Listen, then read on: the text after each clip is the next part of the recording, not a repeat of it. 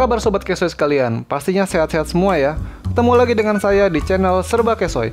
Nah, pada kesempatan kali ini saya ingin membahas sebuah earphone keluaran terbaru di kelas value dari brand yang sudah kita kenal, yaitu KZ-EDX. Di kisaran harga 120 sampai 130 ribuan, dan sekarang ini banyak promo di harga terendah 99.000. Wow, kesoy banget ya. Yuk, langsung aja kita unboxing dulu.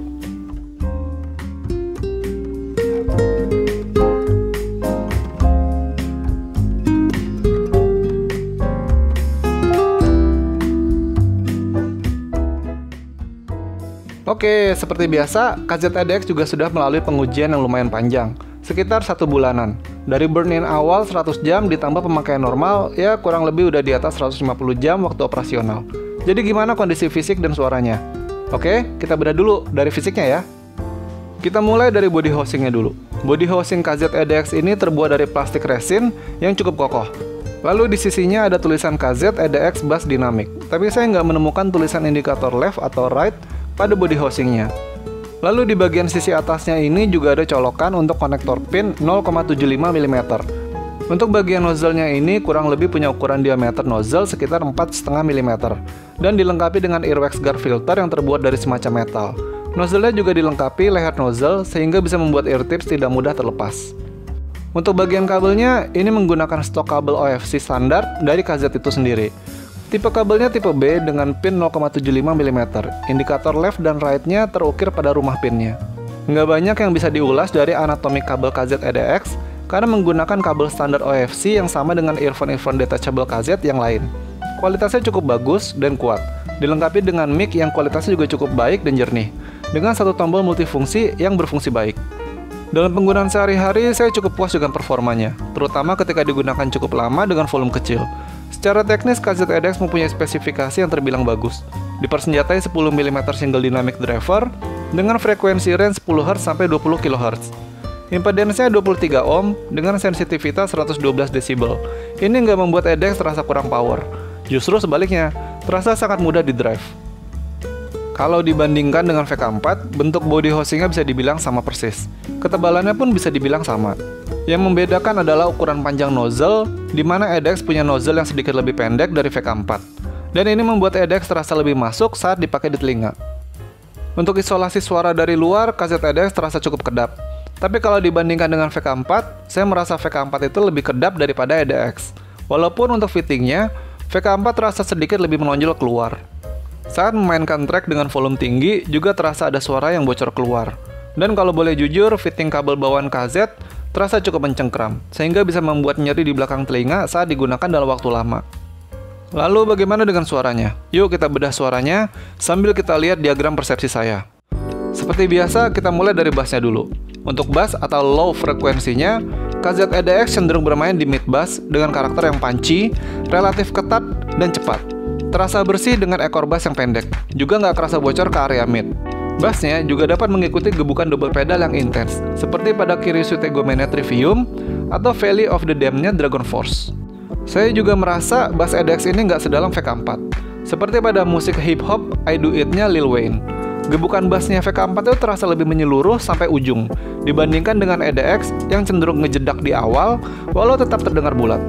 Dan sebaliknya, VK4 bisa kurang nendang ketika memainkan musik-musik dengan bass yang energik, dibandingkan EDX yang karakter bassnya lebih energik dan dinamis. Kedua earphone ini punya karakter bass yang agak mirip, yaitu bukan tipe bass yang ngebum jedum. Saya bisa bilang karakter bass EDX itu bukan karakter bass yang cenderung besar dan boomy, walaupun bass pada EDX tetap terasa bertenaga dan rapi. Untuk mid-nya, mid pada KZ-EDX ini kerasa jernih ya, bersih dan kering, dan nggak ada kesan terselubung sedikit pun. Artikulasi pada suara penyanyi terdengar jelas dengan tekstur suara yang terkesan tajam dan cerah. Vokal penyanyi pria bersuara rendah bisa terdengar agak berjarak dan kurang hangat. Sedangkan vokal wanita bersuara tinggi terdengar maju, lepas, dan bertenaga tanpa terasa roll off. Dan untuk vokal pria bersuara tinggi, seperti pada musik One Ok Rock atau musik hip hop I Do It-nya Lil Wayne, vokalnya itu bisa terasa terpisah dari instrumennya. Terasa maju, juga bisa terdengar tajam dan agak kasar. Sibilance-nya ada, tapi masih terasa wajar di full moderate. KZ-EDX memang memberi suara vokal yang lebih jelas, tapi juga terdengar lebih kering dan kurang kaya kalau dibandingkan dengan VK4, seperti pada musik-musik sinematik orkestra dari Two Steps From Hell.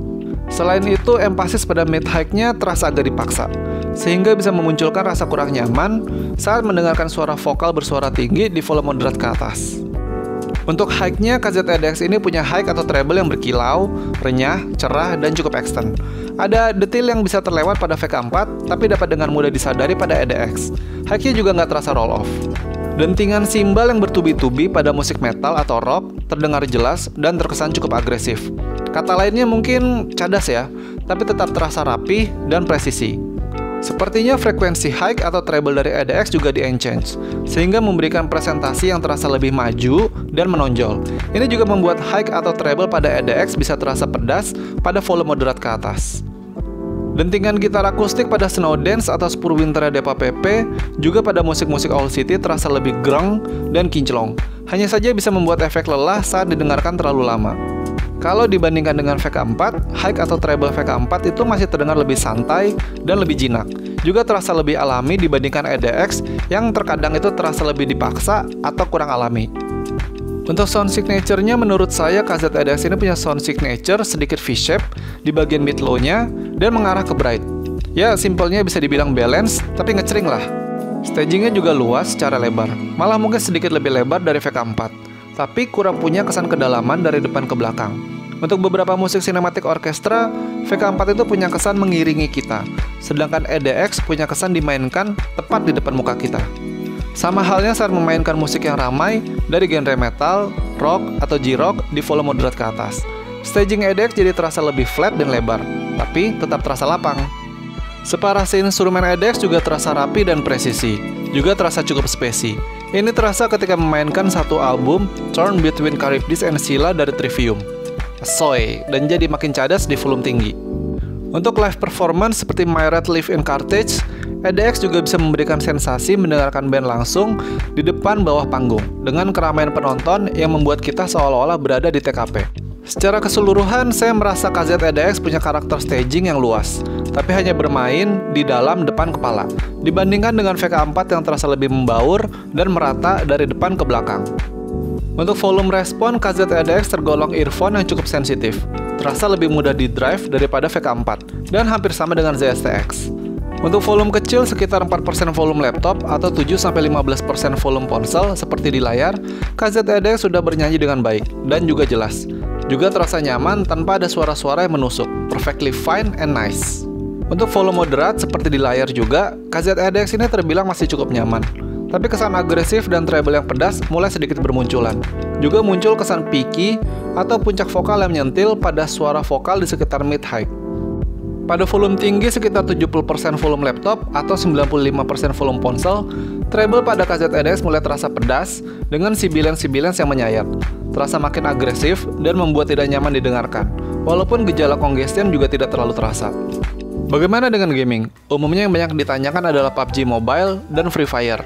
Dan pas saya coba memainkan PUBG Mobile dengan KZEDX, ternyata saya cukup terkesan dengan suaranya. Kesan awal yang saya rasakan adalah environment PUBG yang terasa luas, kering, dan lapang. Feeling yang sama dengan ZSTX. Suara langkah kaki itu kedengaran jelas, detil sampai detil terkecil, dan langkah kaki terjauh. Arah datangnya juga jelas, apalagi dengan staging kiri kanannya yang luas. Suara tembakan juga terdengar lepas dan lantang, sampai gema terkecilnya terdengar. Dan bila dimainkan dengan volume tinggi, bisa terasa memekakan telinga. Suara-suara lain itu kayak orang yang merayap atau berjalan mengendap-endap juga bisa terdengar dengan baik. Bunyi kendaraan yang datang atau yang pergi juga terasa jelas. Saya agak heran ya, karena untuk mendengarkan musik, KZEDX ini kurang mengeluarkan 3D soundstage-nya. Tapi saat bermain PUBG Mobile, 3D environment-nya tuh terasa asoy. Dan mungkin hanya perasaan saya saja ya, VK4 juga bisa menampilkan 3D environment yang mantap, luas, dan detail. Tapi masih kerasa ada kesan basah dibandingkan EDX yang lebih kering dan tegas. Ya, EDX itu kedengaran lebih greng sedikit lah. Sepertinya untuk earphone under 150 atau bahkan under 100, kalau dapat pas promo toko ya, saya bisa merekomendasikan KZEDX untuk para player PUBG Mobile di kelas Kesoy. Asoy mas bro. Nah, biasanya ada yang nanya nih, jadi bagusan mana bang Kesoy? VK4 atau EDX? Ya, saya bilang sih tergantung selera sobat Kesoy sekalian ya. Contohnya seperti ini. Dua-duanya punya rasa yang hampir sama, fisiknya aja mirip. Hanya yang satu terasa punya tekstur yang lebih tebal, sedangkan yang lain terasa lebih tipis tapi renyah. Dua-duanya enak kan? Tapi pasti ada yang lebih suka sama yang tebal, karena lebih full dan mengenyangkan. Tapi pasti ada juga yang suka dengan yang lebih tipis, karena terasa lebih fun dan mudah untuk digigit. Yang satu terasa lebih ringan dan kering. Yang satu terasa punya isian yang lebih tebal dan kaya. Yang satu terasa lebih memuaskan. Yang satu terasa lebih nagih. Jadi, ya enak semua. Tapi kalau saya pribadi disuruh milih, saya akan lebih pilih VK4. Walau hampir secara keseluruhan KZEDX ini terasa sebagai improvement dari VK4, tapi kenapa saya pilih VK4? Karena VK4 punya suara yang lebih santai dan soundstage yang lebih merata dibandingkan EDX. Juga lebih fleksibel di semua tingkatan volume level. Ya, itu kalau saya ya. Jadi, apa aja nih plus minusnya KZEDX? Plusnya, fitting EDX ini lumayan kedap dan cukup nyaman digunakan untuk waktu lama. Kabel juga bisa di-upgrade. Sensitivitas tinggi, volume kecil udah cukup untuk membuat EDX bernyanyi. Kualitas panggilannya juga cukup baik. Kualitasnya bisa dibilang sedikit di atas harganya. Dan cukup rekomen untuk gaming FPS Battle Royale. Minusnya, earhook-nya ini bisa bikin nyeri telinga kalau dipakai lama. Treble-nya juga bisa jadi pedas dan menusuk di volume tinggi. Suaranya bisa bocor keluar, dan bass-nya ini bukan buat bass head akut di kelas casual user. Jadi, siapa yang kira-kira cocok dengan EDX? Anggap aja saya soto ya. Yang cocok ya sobat kesoy yang udah bosen dengan earphone yang ngebass ngebum dan mulai cari earphone dengan bass yang pas, vokal yang jernih kering, dengan treble yang lebih refine, dan genre musiknya sejenis metal atau rock yang cadas. Dan dengan semua penilaian itu, KZEDX layak mendapatkan nilai 7,96 versi Kereasoy. Terima kasih telah menyaksikan. Orang yang murah hati nggak akan pernah berkekurangan. Subscribe nggak akan membuat sobat menjadi cekak. Soalnya subscribe itu gratis. Bantu klik subscribe dan like agar channel terus berjalan dan sobat bisa menyaksikan review-review barang kesoy selanjutnya. Salam kesoy. Biar kere, tapi harus tetap asoy.